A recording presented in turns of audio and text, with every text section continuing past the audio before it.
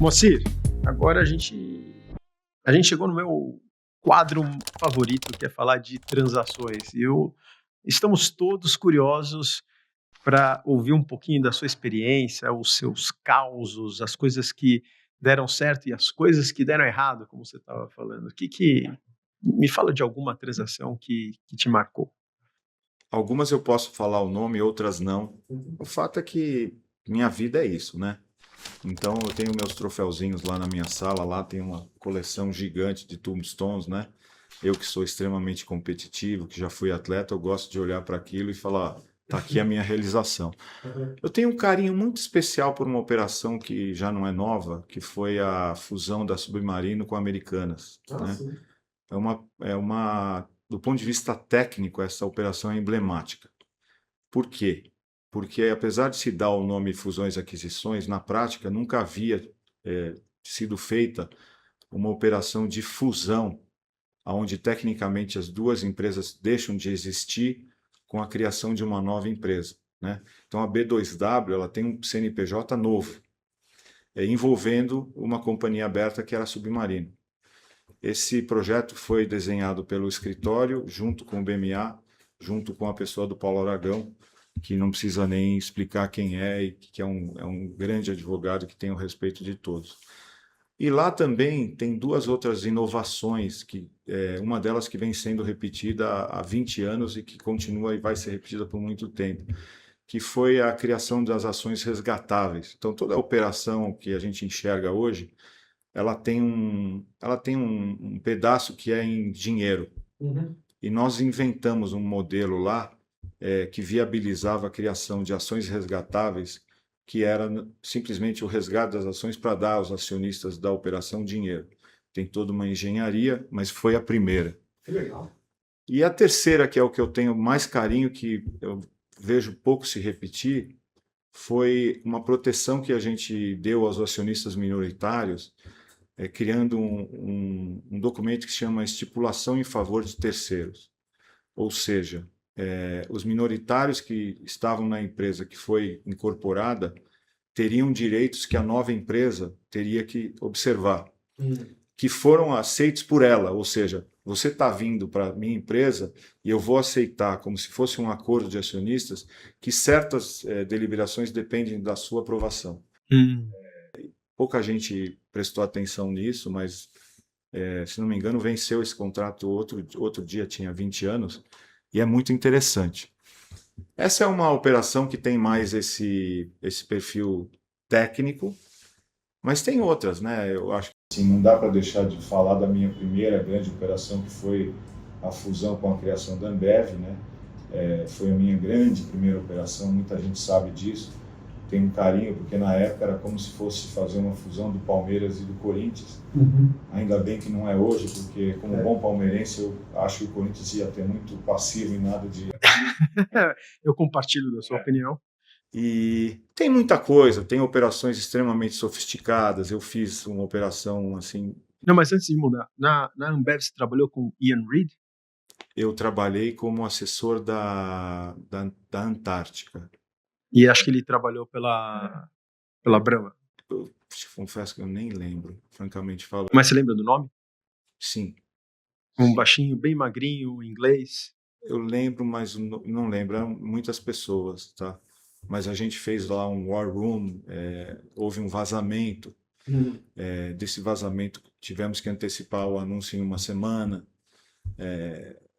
Essa operação foi capa de todos os jornais, de todas as revistas. Eu tive, assim, eu fiz um quadro daquilo e entreguei para o Ari Osvaldo, que foi a pessoa que me deu essa oportunidade. Tem lá na casa dele esse quadro com todas as operações, todas as primeiras páginas, né? Obviamente tenho muito carinho por isso. Uma operação que foi... Não, mas calma. Sabe quando tem aqueles momentos importantes que quando acontece você lembra onde você estava? Por exemplo, September 11, né? Todo mundo lembra aonde estava, como recebeu a notícia. A Ambev é um desses momentos para mim. Eu lembro, eu estava no laboratório de finanças, na FEA, saindo a notícia e eu ouvindo no rádio toda a campanha que vocês fizeram para falar que nascia o American Beverage, the Brazilian Champion, que vai competir no cenário global. Mas, assim, não estava nem disfarçado, né? A preocupação com o CAD e definir um mercado relevante como global, não nacional, foi um desses momentos para mim. Olha que loucura. Falando em momentos, uma operação que eu guardo com muito carinho e foi talvez uma das mais difíceis, para não dizer a mais difícil, foi a venda do Banco Pan-Americano para o BTG. Eu advoguei muitos anos para o grupo Silvio Santos, né? E foi lá que eu conheci a pessoa do Silvio Santos, que realmente é uma pessoa muito diferente, extraordinária. E falando dessa questão que você comentou de você lembrar momentos, né? Eu me lembro que quando a gente assinou o contrato, foi perguntado para o Silvio Santos se ele queria sair pela garagem. E informaram a ele que eram 2 da manhã e tinham muitos jornalistas parados na frente do prédio. Ele falou: não, eu vou sair pela frente. E eu me lembro que a gente desceu, enfim, com o elevador no prédio onde ficava o BTG, tinha uma distância enorme para andar a pé, e ele veio assim do meu lado. Quando apareceram os jornalistas, ele mudou. Ele sabia lidar com aquilo e eu do lado, sabe? Um privilégio de ter aquilo, assim, como se fosse hoje mesmo. Isso é bacana do M&A, né? Porque o M&A é gente, né? Você está lidando com situações em que você faz transformações, então isso também é legal, porque você vê o impacto de um grupo, porque não se faz sozinho. O impacto que isso gera em pessoas, que gera na economia, que faz uma série de outras coisas, e você guarda essas memórias que são muito interessantes. Eu já tive operações, por exemplo, em que eu estava numa mesa, não posso dar o nome, mas eu estava negociando um contrato, liga alguém e fala para mim: olha, finge que é sua mulher que está ligando, dá um jeito de sair daqui, porque a gente acabou de negociar com um outro, vem para outro escritório e a gente vai anunciar amanhã. Não. Eu já vi, já passei por isso. Aí você fala, desliga e fala: pessoal, minha mulher me ligou, estou com um filho que está com febre, eu preciso ir embora. Não é agradável, né? Mas são circunstâncias que acontecem. No fundo, eu costumo dizer que em maior ou menor grau, quem lida com M&A é um viciado em adrenalina, né? E a gente vive assim. Quando o mar tá flat, a gente sofre. E quando o mar está muito alto, a gente vibra, né? E essas experiências são muitas. Eu tenho muita coisa para, assim, minha vida é isso, né? E eu continuo fazendo, eu não falo só do passado, né? Me fala a transação mais rápida que você fez. Essa transação de um dia foi uma madrugada. Essa operação que eu tive que sair de um lugar para o outro foi uma operação de uma madrugada. Já fiz outras de uma madrugada, mas essa era de uma repercussão gigantesca de tamanho de operação. Já fiz operação que demorou. A operação de venda do controle do Pão de Açúcar demorou 2 anos. 2 anos. É uma operação muito cansativa, assim, exaustiva, mas também tenho muito carinho por ela. E tem operações recentes, a operação da compra da Avon pela Natura, que agora está sendo desfeita, muito complexa. Assim, tem uma engenharia técnica gigantesca lá, que foi feita enfim, com um grupo de sócios lá do escritório, e outras coisas que a gente vem fazendo. Eu ainda tenho muita coisa por fazer. E eu vou fazer uma pergunta difícil agora. Você acredita em M&A? Porque deixa eu dar o contexto. Existem estudos acadêmicos que falam que a maior parte dos M&As não dão certo. Mas, assim, quando você começa a trabalhar com estatística ou você trabalha os dados, eles vão dar basicamente o que você quiser. Então, eu não levo muito em consideração esses estudos acadêmicos.